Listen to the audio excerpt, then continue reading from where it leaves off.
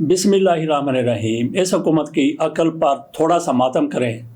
चीन के साथ पाकिस्तान के इंतहाई करीबी और बेहतरीन तल्लुकात हैं, उनको भी ख़राब करने की कोशिश की जा रही है।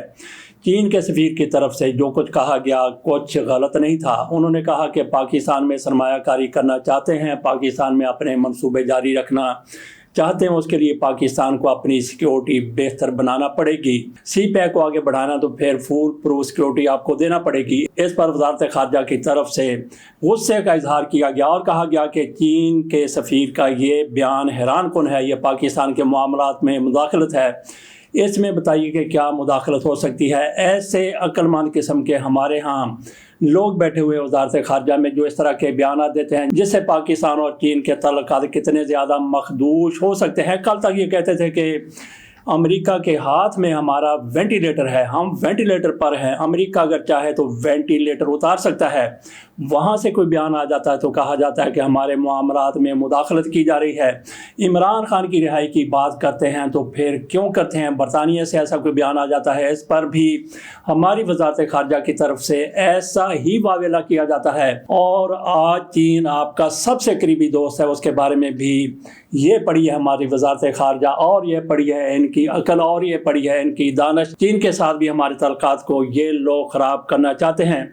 ये किसने बयान देना था, ये किसने बात करनी थी। वज़ीर दिफा कहाँ पे गए, वज़ीर खारजा कहाँ पे गए। इसहाक डार साहब मियाँ शहबाज शरीफ साहब के साथ सैर सपाटे कर रहे हैं। आ जाते हैं दीगर खबरों की तरफ। याह्या अफरीदी साहब की तरफ से जो नए चीफ जस्टिस हैं, उन्होंने बोसीदा चीफ जस्टिस की लेगेसी को उधर फेंक दिया, उन्होंने उसको कबूल करने से इनकार कर दिया। उनकी तरफ से अपने नए सेक्रेटरी और अपना नया एग्जीक्यूटिव ऑफिसर तैनात कर दिया गया है। काजी फैसल साहब के ऑफिसर्स को उन्होंने कहा कि जाओ, अगली बात हम नहीं करते। बहरहाल इनकी तरफ से अपना एग्जीक्यूटिव ऑफिसर और अपना सेक्रेटरी लगा लिया गया है। मोहम्मद यासीन साहब हैं और दूसरे मोहम्मद आरिफ साहब हैं। इसके बाद सुप्रीम कोर्ट की डिप्टी रजिस्ट्रार और फॉर रजिस्ट्रार उनको भी तब्दील किया जा रहा है। तो मरीम नवाज शरीफ साहिबा की तरफ से जिस तरह बार बार इमरान खान के ऊपर चढ़ाई की जा रही थी, ये भी उनकी तरफ से एक बार फिर कह दिया गया कि इमरान खान को हटाना होगा, ये फितना है, इसको ख़त्म करना होगा और जल्दी ये फितना ख़त्म हो जाएगा।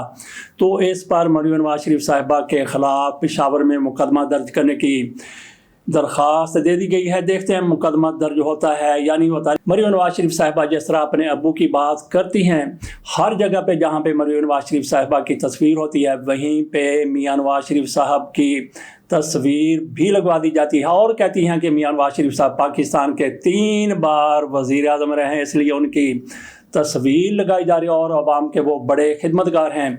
मियाँ शहबाज शरीफ साहब तो क्या कहने, वो तो टॉयलेट्स के ऊपर भी अपनी तस्वीर लगवा लिया करते थे कि ये शहबाज शरीफ का कारनामा है। कितना बड़ा कारनामा है, सी पैक जितना कारनामा है कि इन्होंने किसी रेलवे स्टेशन पर, किसी मुसाफिर खाने पर, किसी लारी अड्डे पर, किसी रक्शे के अड्डे पर टॉयलेट बना दिया, लटरीन बना दी, उसके ऊपर तस्वीर लगी हुई है। तो मरीम नवाज शरीफ साहबा पर एक तो मुकदमा दर्ज हो गया, दूसरा इनकी तरफ से अपने वालिद की तस्वीर इश्तिहारात से उतरवा दी है। ये ज़रा देखिए, जंग के ऊपर लगा हुआ इश्तिहार, 2 इश्तिहारात, कितने बड़े बड़े इश्तिहार लगे हुए हैं। दीगर अखबारात को भी ये इश्तिहारात दिए गए हैं, लेकिन इसके ऊपर मियाँ नवाज शरीफ साहब की, मरीम नवाज शरीफ साहिबा के अब्बू की तस्वीर नहीं है। हमारे सामने कल खबर आई थी जिसमें हाई कोर्ट के 2 जज साहबान अरबाब ताहिर और मियाँ गुल हसन औरंगज़ेब साहब, उनकी तरफ से एक केस की समाअत करते हुए, केस क्या था, ये आज़म स्वाति की ज़मानत का केस था। इसमें ये जज साहिबान अबू अल हसनात मोहम्मद उल कन्नैन पर इस तरह से चढ़ाई करते हुए नजर आए कि उनका तो यूँ समझ ले कि ख़ात्मा बिल खैर हो गया। जिस तरह से उनके ख़िलाफ़ इन्होंने रिमार्क्स दिए, कहा जाने लगा कि साइफर में इस बंदे ने इस तरह कर दिया था, फलां मुकदमे में इसने इस तरह कर दिया था, इसको कानून का क्या पता। अगर आपने इस्लामाबाद में कानून को, इंसाफ को चलाना है तो फिर इस बंदे को निकाला जाए। हमने कई दफ़ा इसकी सिफारिश की है और साथ कहा कि ये रिपोर्ट पेश करे, कल ही रिपोर्ट पेश करे। تو بڑے غصے میں آئے۔ میں آپ کے سامنے اس حوالے سے خبر رکھ دیتا ہوں، اور اس کے بعد پھر آج یہ جج صاحبان جنہوں نے کل زمین آسمان کے خلابے ملا دیے تھے، جس طرح سے دھمکیاں دی گئی تھیں، آج انہوں نے مکمل طور پر سرنڈر کر دیا۔ میں آپ کے سامنے 1.5 منٹ میں وہ خبر پڑھنے کی کوشش کرتا ہوں۔ جس طرح سے کل یہ جج صاحبان اشتعال میں آئے، اسلام آباد ہائی کورٹ کے میاں گل حسن اورنگزیب نے انسداد دہشت گردی عدالت کے جج ابو الحسنات ذوالقرنین کی کارکردگی پر سوالات اٹھاتے ہوئے ریمارکس دیے کہ سائفر ٹرائل میں اس جج کے کارنامے دیکھے ہیں، بلکہ کارستانی لفظ انہوں نے استعمال کیا تھا، تو اخبارات کی طرف سے ڈرتے ہوئے کارستانی کو کارنامے لکھ دیا گیا۔ دنیا کی کسی عدالت میں اس طرح کی ناانصافی نہیں ہوئی جو انہوں نے کی۔ وزارت قانون ان کو سپورٹ کر رہی ہے، وہ کہہ رہی ہے کہ یہی کام کرو، اسی لیے تمہیں بٹھایا ہوا ہے۔ فاضل عدالت نے تحریک انصاف کے رہنما اعظم صفاتی کے جسمانی ریمانڈ کے خلاف درخواست پر انسداد دہشت گردی عدالت کے جج ابو الحسنات محمد ذوالقرنین سے وضاحت طلب کر لی، اور انہیں درخواست گزار وکیل علی بخاری ایڈوکیٹ کی جانب سے جمع کرائے گئے بیان حلفی پر کمنٹس جمع کرانے کی ہدایت جاری کر دی۔ خبر تو آگے بھی چل رہی ہے۔ بہرحال اس خبر کا مرکزی نقطہ یہی تھا، جج صاحبان کی طرف سے بڑی سختی کے ساتھ بات کی گئی، لیکن آج انہوں نے فیصلہ دیتے ہوئے اعظم صفاتی کی ضمانت منظور کر لی، اور اس کے ساتھ کہا گیا کہ ابو الحسنین محمد ذوالقرنین کی طرف سے جو جواب جمع کروایا گیا ہے اس پر ہم بالکل مطمئن ہیں۔ گویا رات نہ جانے ان پر کیا گزری، بھاری گزری، ہلکی گزری، کیسی گزری، اگلے روز انہوں نے عدالت میں کھڑے ہو کر سرنڈر کر دیا۔ تو آپ ابو الحسنین ذوالقرنین نے جو کچھ کیا وہ دنیا کے سامنے ہے، لیکن جج صاحبان جس طرح سے ریمارکس دیتے ہیں، کوئی بھی جج ہو، سپریم کورٹ کا ہو، ہائی کورٹ کا ہو، تو ان کو تھوڑا سا سوچ لینا چاہیے کہ کل مجھے اس سے پسپائی تو اختیار نہیں کرنی پڑے گی۔ باقی یحییٰ فریدی صاحب کی طرف سے ایک اور بہت بڑا کام کیا گیا ہے، جو قاضی فیصل صاحب اور ان کی باقیات کے لیے ایک اور بجلی کی طرح ان کے سر پر، ان کے جسم پر، ان کے گھروں پر، ان کے دل پر، ان کے دماغ پر گرا ہے۔ یہ کارنامہ کیا کر دیا منصور علی شاہ صاحب سے قاضی فائز عیسیٰ صاحب نے بطور چیف جسٹس ایک کمیٹی کی سربراہی واپس لے لی تھی۔ یہ کمیٹی تھی آلٹرنیٹ ڈسپیوٹ ریزولوشن کمیٹی۔ قاضی فیصل صاحب کی طرف سے ان سے کمیٹی کی سربراہی واپس لے لی گئی تھی۔ اس کمیٹی کا کام کیا تھا؟ اس کمیٹی کا یہ کام تھا کہ پاکستان کے اندر کوئی دوسری ممالک کی کمپنیاں کام کر رہی ہیں، اگر ان کو کوئی تحفظات ہیں، اگر ان کے کوئی معاملات ہیں، اگر ان کے کوئی تنازعات ہیں، تو وہ عالمی عدالت میں لے جانے کی بجائے اس کمیٹی کے سامنے معاملات رکھے۔ جیسا کہ ریکوڈک میں پاکستان کو 6 ارب ڈالر کا جرمانہ ہو گیا تھا، تو ایسے جرمانے سے بچنے کے لیے سپریم کورٹ نے ایک کمیٹی بنائی تھی جس کی سربراہی منصور علی شاہ صاحب کے پاس تھی، تو قاضی فیصل صاحب نے ان کو ہٹا دیا تھا۔ تو یحییٰ فریدی صاحب کی طرف سے ان کو پھر تعینات کر دیا گیا ہے، ان کے ساتھ بٹھا دیا گیا کمیٹی میں عائشہ ملک صاحبہ کو اور شاہد وحید صاحب کو۔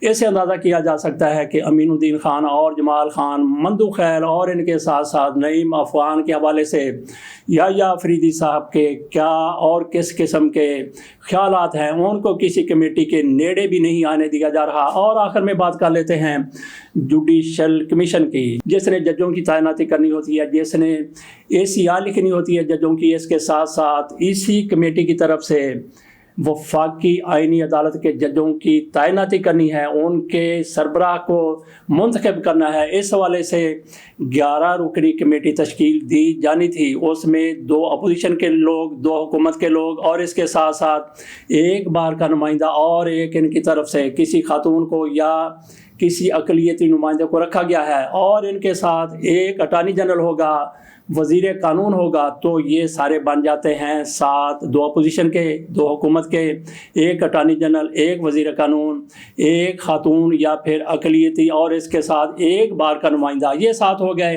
اور اسی کمیٹی میں 5 جج صاحبان ہونے ہیں۔ 5 جج صاحبان کون ہوں گے؟ ان میں چیف جسٹس یحییٰ آفریدی، دوسرے نمبر پر منصور علی شاہ سینیارٹی میں، تیسرے نمبر پر منیب اختر، چوتھے نمبر پر امین الدین خان اور پانچویں نمبر پر جمال خان مندوخیل۔ 5 یہ لوگ ہو گئے، تو باقی یہ سوچ رہے ہیں کہ حکومت کو وہاں پہ اکثریت حاصل ہے، لیکن ایسا ممکن نہیں ہو سکتا، کیونکہ 7 میں سے 2 تحریک انصاف کے نکل گئے۔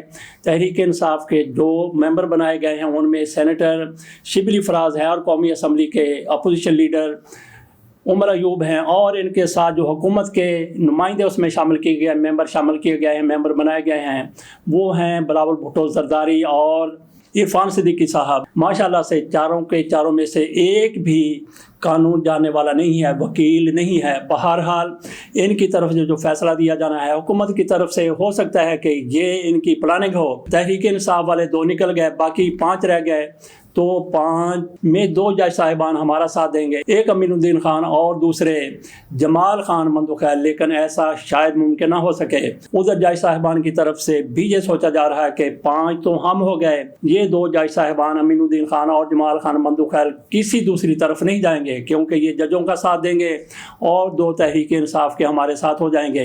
یہ بہرحال اپنے اپنے لوگوں کے نظریات ہیں۔ تحریک انصاف والے اس طرح سے سوچ رہے ہیں، مسلم لیگ نون اور پیپلز پارٹی والے دوسری طرح سے سوچ رہے ہیں۔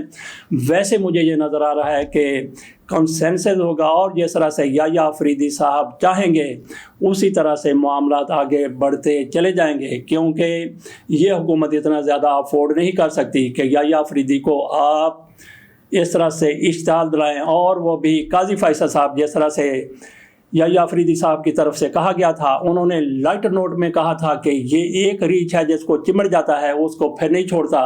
لائٹر نوٹ میں انہوں نے ایک بہت بڑی سنجیدہ بات کی تھی، اور واقعی قاضی فیصل صاحب جس کو چمٹ جاتے تھے اس کو نہیں چھوڑتے تھے، لیکن آج کل قاضی فیصل کو جن کی طرح پی ٹی آئی والے یا دوسرے لوگ لندن میں چمٹ چکے ہیں، تو ان کو ہٹانے کے لیے حکومت کی طرف سے کیا کچھ کیا جا رہا، کہا جا رہا ہے، اور پھر شرجیل میمن کی پوچھل پر ان کی دم پر بھی پاؤں نہیں آ گیا، بلکہ اس کو بھی آگ لگ گئی ہے، وہ بھی عمران خان کے حوالے سے کیا کیا طرح طرح کی باتیں کر رہے ہیں، کردار کشی والی، ان کے خلاف جو کچھ بھی ان سے یہودیوں کا ایجنٹ، فلاں کا ایجنٹ، فلاں کا ایجنٹ کہا جا رہا ہے۔ اس کے ساتھ اجازت دیجیے، اللہ حافظ۔